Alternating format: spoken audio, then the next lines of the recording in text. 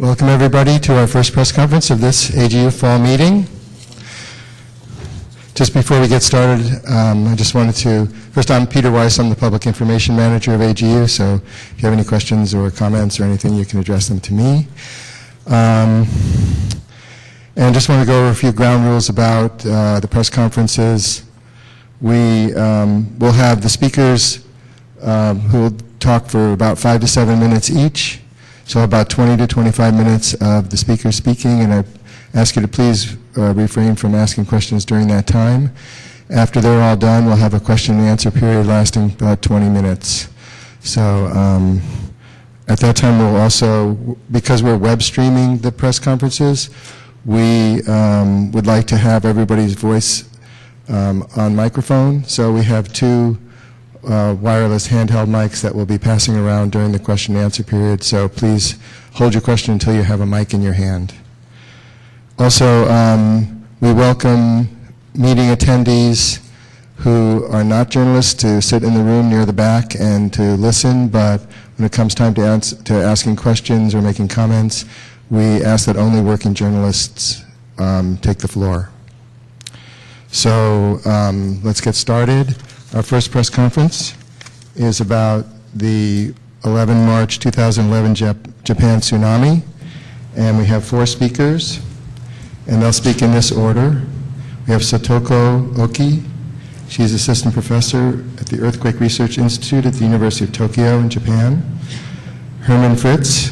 He's an associate professor in the Civil and Environmental Engineering Department at Georgia Institute of Technology in Savannah, Georgia. Is that right? Savannah?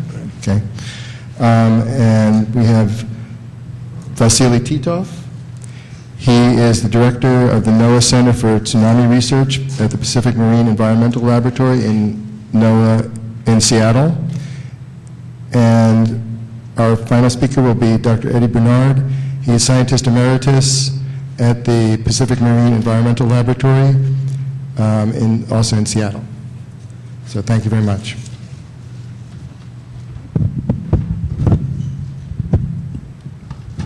Good morning, everyone. I'm Satoko Oki from the Earthquake Research Institute, the University of Tokyo. First of all, I appreciate your aid, support, and pray for Japan on the Tohoku earthquake.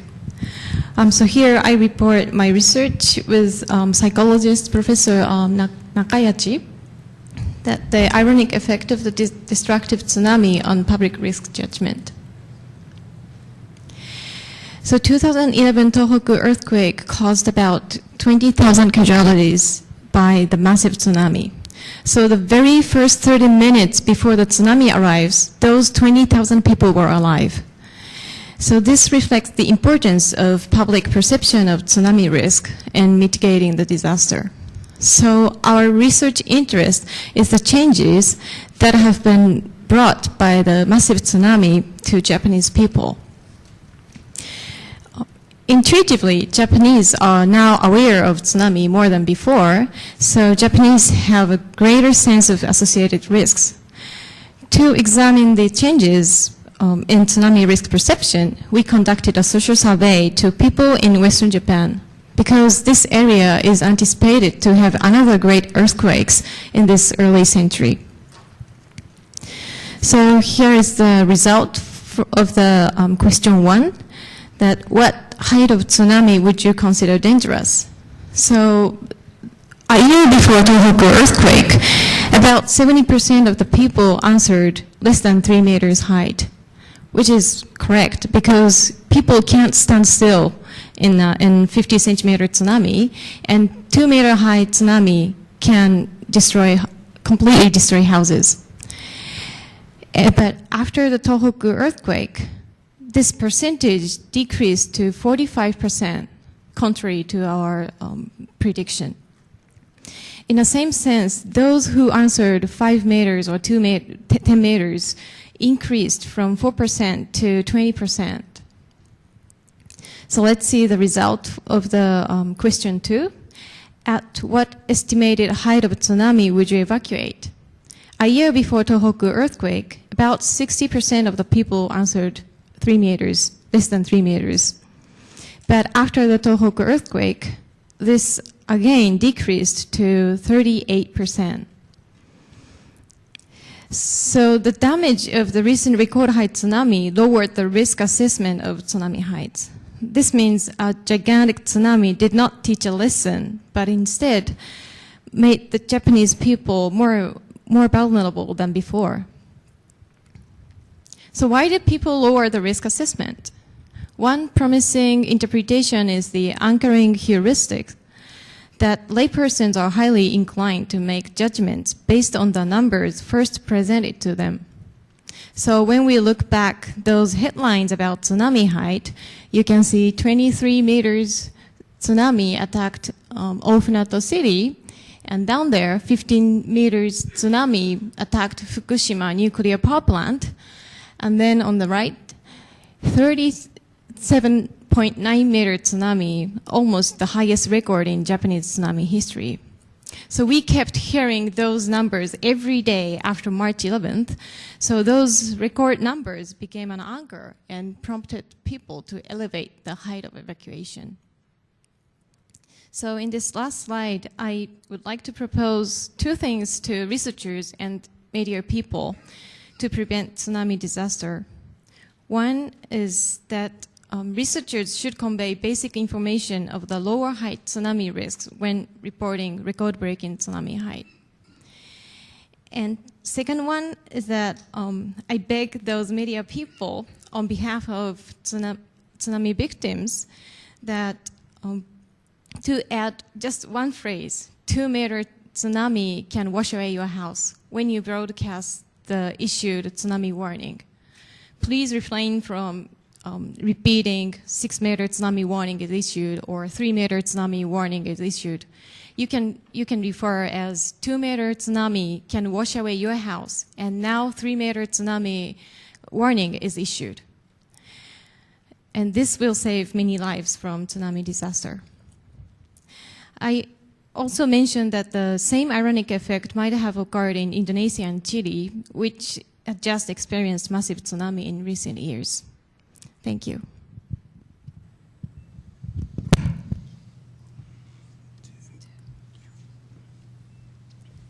Good morning, everybody. Herman Fritz, Georgia Tech. I would like to thank all my co-authors on my presentation. Some of them are in the room. Professor Akio Kayasu from the Tokyo University of Marine Science and Technology, one of them, and our sponsors, National Science Foundation, among others. While Japan tsunami produced some very large run-ups, up to 40 meters between in Iwate Prefecture, essentially between Onagawa and Miyako, there were some very high run-ups locally. The characteristic of the coastline there, it's a sawtooth coastline, and so it's a little bit like Pacific Northwest in the United States. You have all these inlets and these headlands which produce locally very high run-ups. And this afternoon there will be one presentation by Okayasu Sensei looking at some of these very narrow valleys and also wider bays and how the run-up variation varies. And so this is one of those locations, this narrow trumpet funnel where we get 38 plus meters run-up measured here early April. Presentation this morning, one of our co-authors, Liu-san, looks at Rikuzentakata, one of the largest cities that was wiped away, and comparing 4 different events, historic events there, with very large inundations along rivers at the Kessen River here, 8 kilometers. And you can see one of the challenges here, the 1960, for example, produced a larger, Chile event produced a large inundation distance than some of the local tsunamis. But Tohoku is bigger than all of them. Coastal defenses, I'm also a civil engineer, so coastal defenses were widely wiped away and overtopped, and basically design exceedance, if you want. Design wave heights were exceeded. So there were 70,000 pine trees here, and one is left standing, so the tsunami control forest didn't work. Similarly here, these gates were just massively overtopped. Vertical evacuation. Some of the vertical evacuation buildings were too low. This is a sports complex in Rikuzentakata. This is kind of like the Superdome after Hurricane Katrina. Okay, we evacuate people to the sports complex, but then it's not high enough, and unfortunately only a few people survived here, and on the order of 100 died at this location. One of the things which is a first for myself from an engineering perspective is that buildings can be overtoppled, or reinforced concrete structures with foundations, with piles and so forth can be overtoppled by a tsunami, which is something we hadn't seen before, at least not myself personally. Wooden houses, of course, get washed away like shoeboxes.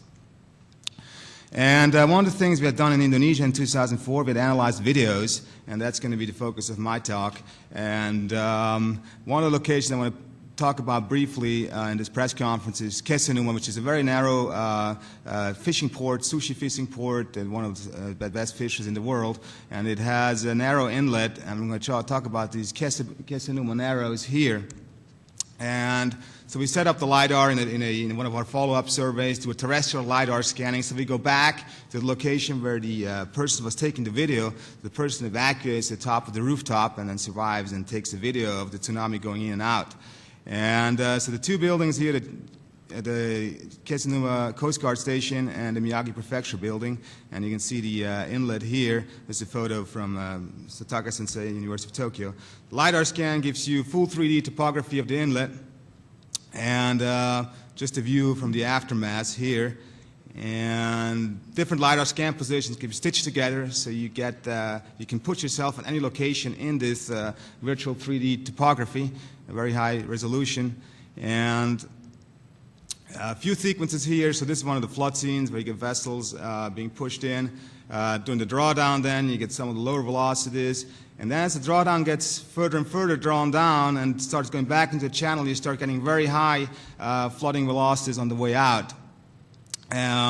So in some of these cases here, up to 10 meters per second are then reached. It looks almost like a river, almost like an alpine river during a flood situation. So this is how fast the water is rushing out here. It's just an old storage tank here floating by at about 10 meters per second. There's some very large currents of the water rushing out. One of the grand challenges you see in these videos is the cameraman's not fixed. So he's not just there observing, but obviously he just ran up to the top of a building and is shaking and so forth. So the analysis is difficult. One of the things we can do is in the LIDAR, we can play with the water level, so we can basically flood the area artificially and figure out how high the water was at any given time during that video. And then we use a technique which we developed for the Banda Aceh videos, where we try to rectify the images based on control points. So we get ground control points, and we rectify the images onto a water surface plane, and then we use a technique which is based on cross-correlation to get the current velocities. And we get up to 10 meters per second at some of these locations here. And we have to use, of course, the fixed background or to stabilize the image and subtract the camera motion from the current measurements. And I want to conclude with a quick personal comparison between been to Japan, but I've also been to Sumatra 2004 and to Chile 2010. And while there were high run-ups of 38 plus 39 meters in Japan, it's not as sustained as Sumatra 2004. In Sumatra 2004, literally, if you would be flying along that northwest coast of Sumatra, you'd have this tree cut just over 100 miles where it looks almost the same. So it's not as uniformly high sustained. And, but it clearly exceeds Chile significantly. So I would basically say that Sumatra, Japan, Chile, I would place them in that order, which is also in line with earthquake magnitudes. Conclusions. With the LIDAR survey, we're able to get some very large current velocities, 11 meters per second, that's 20 knots. So basically, if you're in a drawdown situation, you cannot navigate narrows, for example. And there are also video sequences during the flooding stage where vessels are trying to get out of a port, but instead of going forward, they're going backwards. So you just are not fast enough with your engines to outrun the tsunami once you caught at the wrong location. But of course, if you make it out of the harbor, out of the inlet, further offshore, then you're going to be able to survive it with your vessel, with your cruise ship, with your fishing boat. Thank you. Good morning. Switch to yeah. Okay. Sorry. Need to show something. My name is Vasily Titov. I'm working in NOAA Research, Director of NOAA Center for Tsunami Research.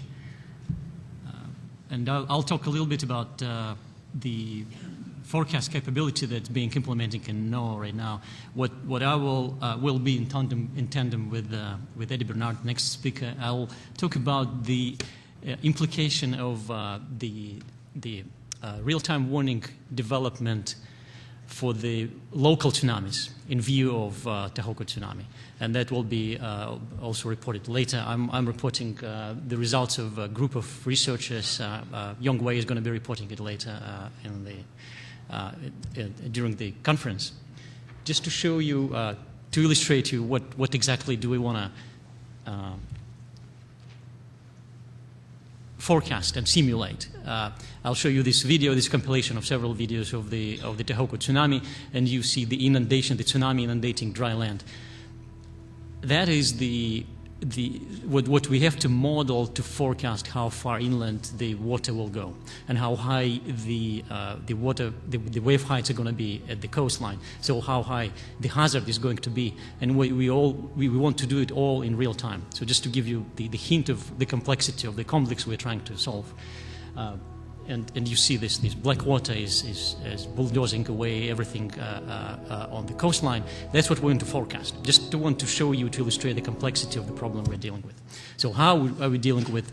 I'm not going to tell you because it's more than 5 minutes, but Eddie Bernard next to me will tell you a little bit how it worked during the tsunami for the forecast for the site in the United States. But we've done, using this real-time forecast we performed during the tsunami. We did a hindcast study. We used this forecast and to see how useful this forecast could be if we apply it for the local sites in Japan. We didn't do the forecast for the Japan tsunami. We're developing the US forecast capabilities. But that's how it would work. We took the tsunami source, the model, the forecast tsunami source that we used to predict the tsunami heights in the United States, and ran it for Japan coastline in near field. We've done some topography, completed some topography. First of all, let me go back and show you some comparison. And this is actual comparison of the model data with the data from the Japan real-time monitoring system, the GPS buoys that they have along the coastline.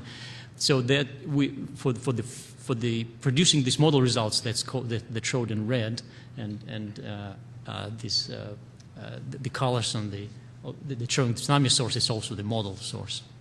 We use deep ocean buoys that are far away from this location, but these offshore buoys on Japan system showed that the model that we produced with this capability compared pretty well with near field comparisons. And when we run this model, and the simulation shows this forecast source run for the high resolution grids near the Sendai plain, and it shows the inundation that would have been forecasted if it was run in real time.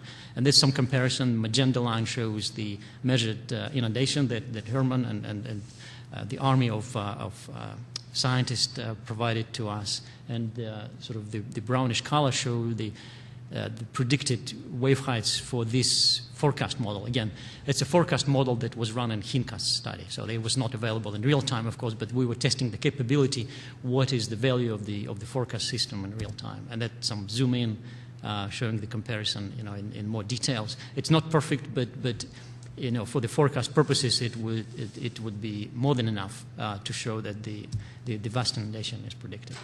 And and that's another zoom in. Just to go, quick comparison why exactly we're doing it, developing the U.S. study. If you compare the tsunami and potential tsunami in the Cascadia subduction zone, there are some differences, but there are some striking similarities. And we've done some hindcast study running 9.1 Cascadia scenario that ruptured the whole Cascadia subduction zone. And when you compare it with the Japan tsunami, which was very devastating, it shows that it's about twice larger amplitudes that we expect. And that correlates with the magnitude that we're expecting on the Cascadia if you compare it with Japan. So that's some conclusion that we've learned some lessons. There are several lessons, many lessons that we can learn from Japan tsunami, and that's what we should be doing. With this, even with this tragedy, there is silver lining. so it's the first tsunami that we could measure. We could do the forecast in a far field at this time, but there's some potential to use the same system for the local tsunamis, and that opens up a lot of applications that we have not been considering before, like the assessing in real-time nuclear power plants hazard, and ports and harbor application, and all kinds of infrastructure, coastal infrastructure. And there are some opening to use some innovative measuring techniques also. Thank you. Good morning. I'm Eddie Bernard. I work closely with Vasily on this. What I'd like to report on is the real-time flooding forecast for the United States from the 2011 Japanese tsunami.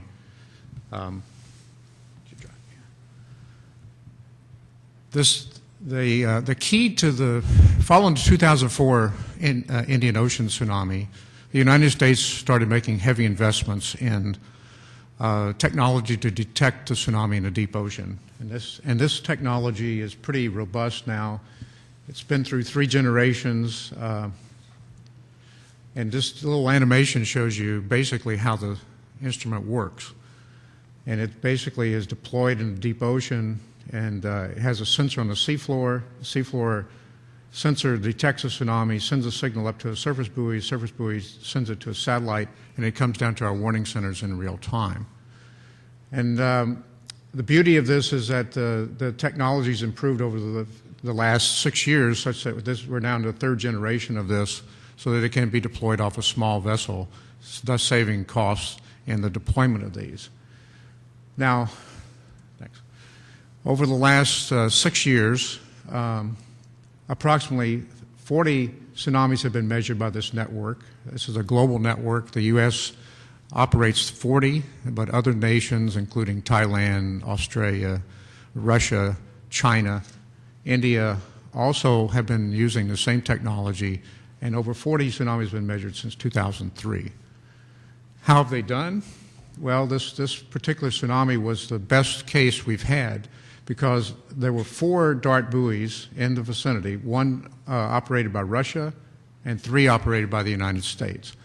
And when the tsunami occurred, it occurred very quickly, and the first detection was this gigantic tsunami, 1.64 meters off the coast of Japan. And that sent us a signal to the U.S. that we had a giant tsunami. We knew immediately within 30 minutes that this tsunami was gigantic. And as Vasilis showed in the hindcast of the local tsunami, it would have been forecasted about 40 meters at that time, had we had all the models in place. The next buoy, about 30 minutes later, was detected by the Russian buoy, and it showed a very large 60-centimeter tsunami. And with these 2, we were able to do this constrained the model such that we could invert these signals and come up with an estimate of what the source looked like. And it looks something like this. These are little squares that are pre-computed, but to give you an idea of what area was affected. Now, to further give us confidence, this same model was run, and you got this matching, this inversion. Could back it up. The inversion is a curve-fitting algorithm, and the model then matched the observations for the first 2 observations, and then when the tsunami went over the next 2 buoys, we could see that that model was very well constrained. So at this point in time, we had confidence that the source of the tsunami was well constrained. Using that information, this is what it looked like. There was a depression here and a huge lift over here. This is over 10 meters off the coast. Okay, then the tsunami propagated away from the coastline. You'll see here an animation of that propagating, and see it going over those 4 buoys. But now notice how the tsunami interacts with all this underwater topography. Here's the Emperor Seamount chain. And then you see the complexity of this model, of this tsunami, as it reverberates, refracts, and diffracts, scatters by all the underwater features of the topography. The net result of this whole thing, if you were to take this complex field and then simply plot the maximum amplitudes, you'd find that it looks something like this. And you see all these rays of energy. The red indicates high energy zones. throughout the Pacific. And if you follow these, Shimya in the U.S., the hardest hit area was Crescent City. Hawaii was hit. Kahului, we'll show you that in a minute. But that shows you how the offshore topography between the source and the target determines how much will be impacted. So without this information, it's not intuitive that the tsunami was going to be high in these specific locations. So that's a feature of having the deep ocean measurements coupled with the model. Okay, so now we're going to zoom in on Hawaii and show you how this model, 6 hours before the tsunami arrived in Hawaii, was forecast. This is the model run coming into the Hawaiian Islands. We're going to focus on Kahului. That's this island on Maui. So if you look at this, and this is the tide gauge right here, and this little yellow ball represents the model. The red is the model run. The black is the actual observations. And you can see that once a tsunami starts to encounter the Hawaiian Islands, it's trapped. And a lot of waves keep banging around. And so it's not a one wave, it's a series of waves. And Kahului was extensively flooded. And you can see that it wasn't the first wave that flooded it, but a third and fourth wave. The waves keep coming in, keep bringing water, and there's not time for the water to drain away. And so that's how the flooding occurs. Now, in the United States, we learned from the 2010 Chilean tsunami that wave heights are very confusing to the public. So we're switching over to flooding forecast. That is, the public understands flooding. They don't understand what a 3-meter tsunami means or a 6-meter tsunami, nor should they. I mean, this is for our scientific community to debate. But with that in mind, we came up with a different approach, and that our models will show the extent of inundation. This is Kahului Harbor, and this shows all the flooding that was forecasted 6 hours before it arrived in Hawaii. Now, based on that forecast, Hawaii evacuated, and that was the right call. They evacuated the coastline, and now we're going to show you how well that model matched, because early the next morning there was a flyover for a helicopter, and I'll try to show you where this helicopter is relative to this flooding area. So right now the helicopter's about here. It's coming down here. This is the area it's pointing out. Then you'll see this area flooded in here. Here's the flooding. This occurred at 3 o'clock in the morning, so no video was available until first light. And so this is after the fact, but the matching is very, very consistent with the video. And then when measurements were made in here later that week, they matched within about 70% accuracy. So we now have some good indication that this technology will enable us to then do forecasts of flooding in advance with accuracies of 70 to 80%. And we think that's a major breakthrough. So this is the first measurement of tsunami in near field by multiple darts, and that led to the first damaging flooding forecast, and accuracies of 80% are now possible. Thank you very much.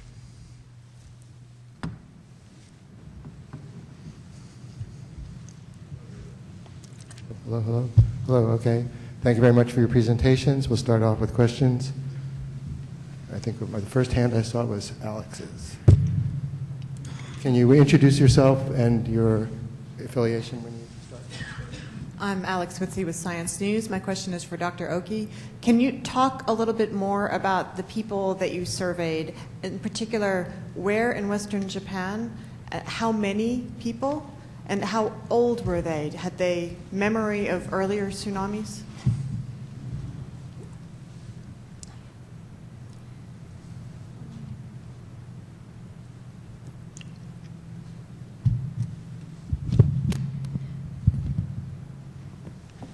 So let me.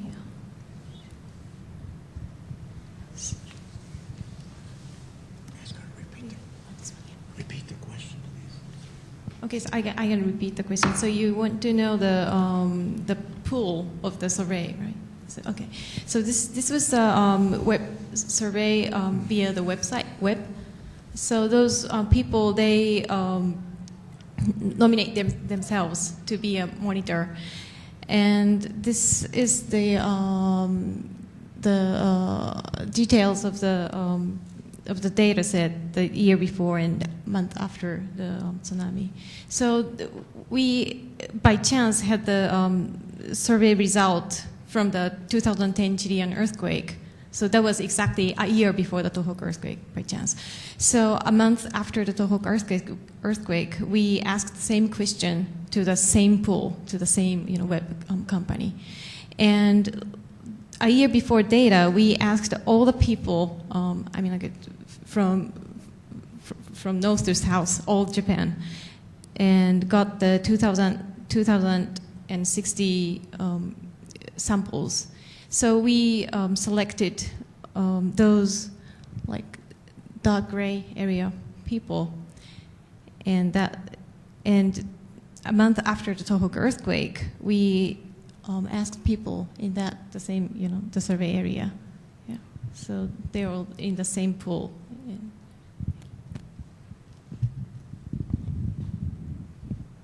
Horst Rademacher from Frankfurter Allgemeine Zeitung in Germany. I have a question for Eddie Bernard.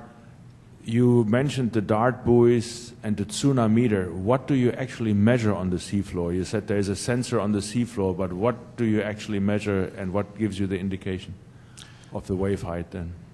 Well, the question was, what does the sensor on the seafloor actually measure? And actually, it detects the changes in the weight of the water above it. So it's a pressure sensor. And as a tsunami goes over this pressure sensor, even 1 centimeter will be detected because it's a little bit heavier.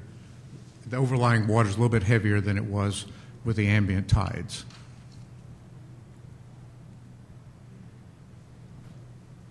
Hi, Peter Aldous with New Scientist magazine. Question both for Dr. Barnard and Dr. Oki, because there seemed to be a connection between the two talks. Dr. Barnard, you said that for the US warning system, moving away from talking about wave heights to talking about flooding, which seems to have some bearing on Dr. Oki's suggestion that if you're giving wave heights, you need to give that with context of a height of a wave that could wash away your house, for instance. So I'm kind of intrigued, if you could you say a little bit more about how the flood forecasts work, what the thinking is behind moving from wave heights? And I guess to Dr. Oki as well, wouldn't that be a good idea in Japan, given this confusion and I guess a certain amount of, I don't know if blasé is the word, but misperception of risk? I don't really get the question. So you answer first. Okay, yeah.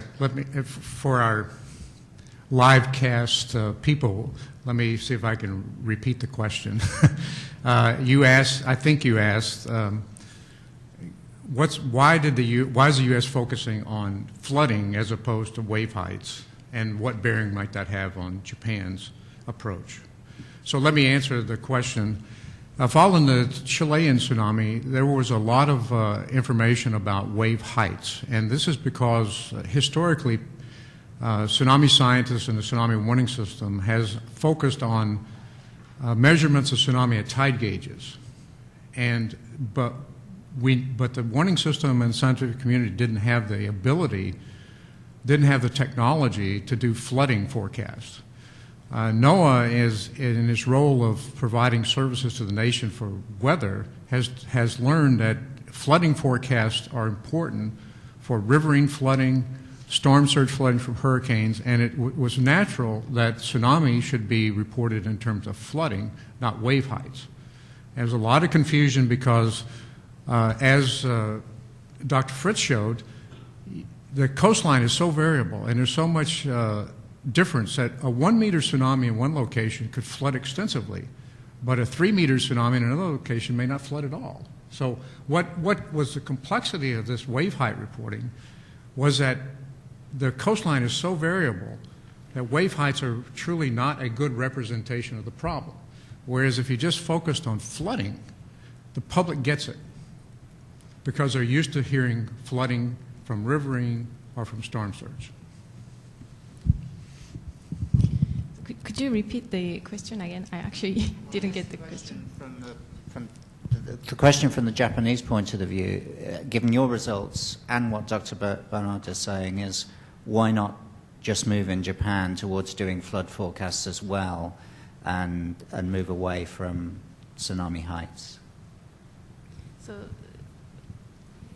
don't really get the question. That's a policy question.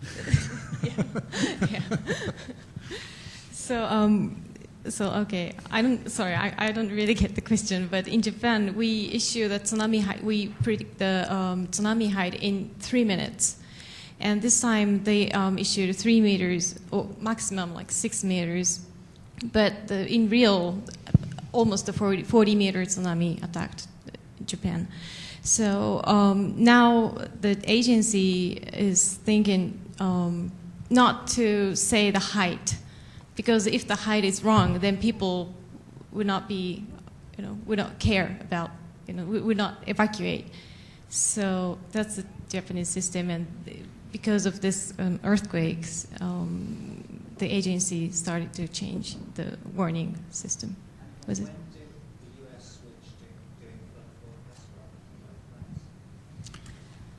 Well, the U.S. is putting it. The U.S. does similar to Japan in that the U.S. says evacuate a warning versus an advisory. A warning is a code word for evacuate. Okay, and Japan to do the same thing, but it's the basis upon which the people need to make this decision is does it flood or does it not flood? That's the key. Okay. Now, what goes on behind the scenes in a warning center has typically been focused on wave heights, which is what Japan has done. And Japan is now, as a result of 2004, moving towards the direction of flooding forecasts. They don't have that technology in place today for the warning centers. And the U.S. has been based on flooding forecasts. But the problem has been in the U.S. is that only a few locations have the flooding forecast capability, not the entire coastline. And we're in a transition. The warning centers technology are in a transition from the old wave heights to the new way of flooding, but the flooding is restricted to just a few communities where these high-resolution models exist. when were the first of those centers switched over to doing it? Okay, can we move on with a new Yeah. question? James Beal, NASW freelance for Dr. Bernard. I don't know if you can bring up the slide that shows the high energy with the red you said was high energy and the yellow I guess was lower energy. It's not clear to me does that represent height of the surface of the ocean? And if that's the case, how can it run as a river all the way to the Pacific Northwest? What's going on? This plot is a map of the maximum wave height for a propagation model, okay? And it's been highlighted with these colors to show where the highest amplitudes are going. And this is a result, this particular ray of energy is following the Mendocino fracture zone all the way into Crescent City, California. This is fairly common of all tsunamis. And so what this does, it gives you, at a glance, it shows you where the energy is distributed throughout the ocean from this tsunami. So it's highly concentrated here, very high amplitudes, but then there are certain ways that the energy will dissipate and then reform as it goes along the coastline in these other areas. Is that clear now? It's a height, yes, wave height, maximum wave height. So you have to remember this is a snapshot over the entire 24-hour period. So that's not to say that at any one point here it was that high for 24 hours. It was that high for 1 second, okay? So it's a composite time snapshot of 24 hours, integrating it all, and that's why it sort of, at a glance, shows you the hazard that you're dealing with. Christina Reed, Discovery News. So this idea of moving away from flooding forecast, it seems that, just to clarify, it is something that you can do only given the DART information that comes 30 minutes after a tsunami, whereas a tsunami warning comes pretty quickly, but in order to apply it to the local area, you're having to take on other parameters. And so those two things are going to continue at the same time. Is that correct? Yes, the question was for local tsunamis which arrive in about 30 minutes, if the first detection is at 30 minutes, what's the value? Well, I think we saw the value in this tsunami, as Dr. Titov illustrated, that the first tsunami arrived at about 30 minutes, but it didn't hit the Sendai plain for 1 hour. And within an hour, this whole forecast could have been computed. So if you have a 30-minute detection, that gives you, the tsunami will last. The way you have to think about this is the earthquake shakes the earth for 4 minutes, and the tsunami crashes the shoreline for 12 hours. So you have to say to yourself, the first 30 minutes is very critical, but that's not necessarily the end of the problem. For the people along the coastline, they've got to deal with this for 12 hours. And any additional information you can provide them as soon as possible, whether it's 35 minutes or 40 minutes or 50 minutes, would have been very useful. If we replay the Tohoku tsunami for 2011, the first information they got was 3-meter tsunami. After that, the power went down. They didn't get any updates. So that was one of the problems, because the power went out and they weren't getting updates. Okay, in our country, if that happened on Cascadia, we should be prepared for that. We should be saying, evacuate first, hope for the best, and stand by for more information. But you don't wait. As soon as you feel the earth shake for 4 minutes, you evacuate. That's just common sense, and that's what we have to teach people. So it's a combination of education and technology. The shaking earth tells you to run up to the evacuation area. The technology tells you whether it's safe to return, and if so, when. Okay, we have time for one more question.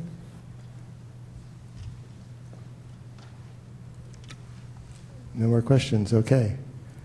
Well, thank you very much to your panel and to everyone who's here to listen. Our next press conference will take place at 9, and it's about new territory for Voyager at the solar system's border.